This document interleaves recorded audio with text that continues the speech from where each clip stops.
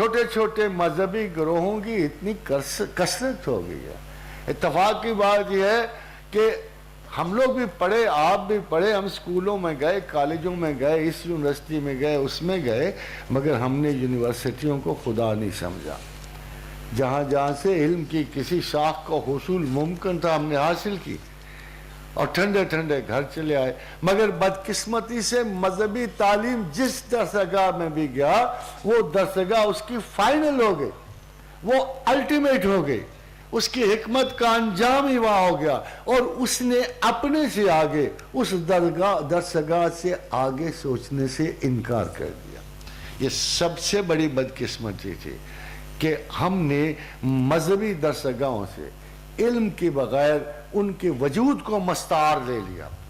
ہم نے ان درسگاہوں سے کیلیبر آف انڈرسٹینڈنگ نہیں لیا، فیکلٹی آف انکوائری نہیں لی، ہم نے تنقید کی حص نہیں لی، ہم نے ججمنٹ نہیں لی، ہم نے روایت اور درایت ان سے نہیں لی.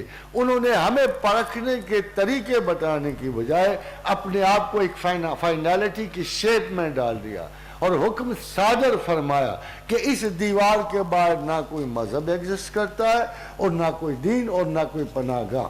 یہ سب سے بڑی ٹریجڈی تھی.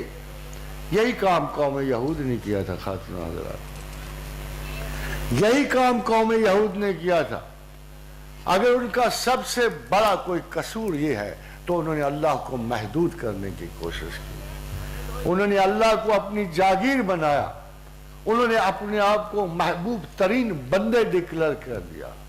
دی چوزن سیڈ، دی چوزن سیڈ، منتخب لوگ، خدا کے محبوب لوگ. خاتون و حضرات، جب لوگ اتنے خدا کے گلے چڑھ جائیں اور محبوب ترین لوگ بننے کا دعویٰ کریں تو یہ وہ تقویٰ کی قسم ہے جسے خدا بڑی نفرت سے دیکھتا ہے. فَلَا تُزَكُّوا أَنفُسَكُمْ هُوَ أَعْلَمُ بِمَنِ اتَّقَىٰ. مت اپنے آپ کو متقی اور پرہیزگار کرو، ہم جانتے ہیں تم کیا ہو اور کیا نہیں ہو.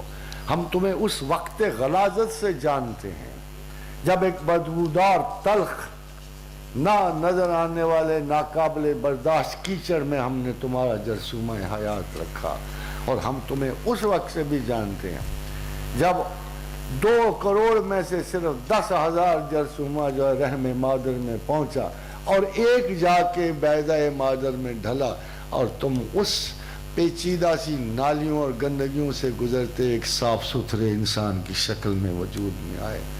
خاتون حضرات، سب سے ڈینجرس چیز جو مذہب میں ہے خدا کو تقوی کے مظاہرے سے قائل کرنا.